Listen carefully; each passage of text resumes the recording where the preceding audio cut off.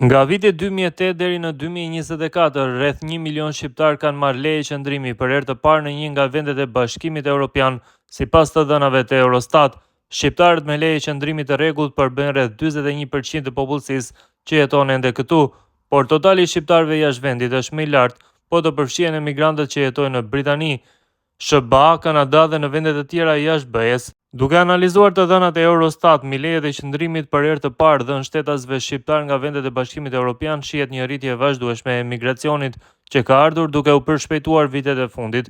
Të dhënat tregojnë se në vitin 2008 ishin regjistruar 97.780 leje qëndrimi për herë të parë, ndërsa deri në vitin 2014 stoku i lejeve arriti rreth 389.000. Pas vitit 2015, ritmi i rritjes u përshpejtua ndjeshëm.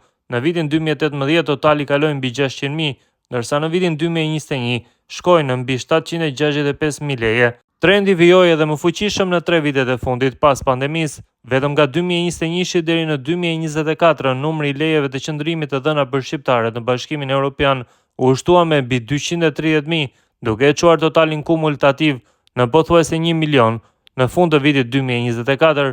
Ky ritëm tregon për një presion të vazhdueshëm emigrimi nga Shqipëria drejt vendeve europiane, pavarësisht zhvillimeve ekonomike dhe sociale të brendshme. Rritja konstante nga viti në vit tregon për një prirje afatgjatë dhe të qëndrueshme ku çdo vit mijëra qytetar kanë kërkuar mundësi pune dhe jetese në vendet e Bashkimit Evropian.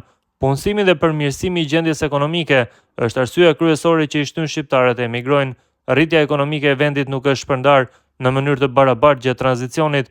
Mungesa e vendeve të punës me paga të denja, informaliteti i lartë në tregun e punës dhe mungesa e sigurisë afatgjatë për profesionistët ka qenë shtysa kryesore për emigrim. Paga mesatare në Shqipëri ka mbetur shumë poshtë mesatares së BE-s dhe të rejonit, duke nxitur më tej kërkesën për migrim ekonomik, veçanërisht drejt Italisë, Greqisë, Gjermanisë e më pas edhe vendeve të tjera të Europës perëndimore.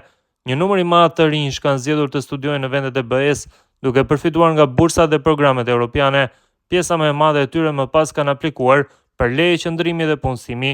Mungesa e perspektivës profesionale në Shqipëri dhe pamundësia për të gjetur punë të kualifikuara kanë forcuar më tej këtë prirje. Shifra 1 milion leje qëndrimi e shqiptarëve në BE rendit Shqipërinë në krye të vendeve për emigracionin e lartë në raport me popullsinë, duke na renditur gjithashtu ndër komunitetet më të mëdha të emigrantëve në hapësirën europiane.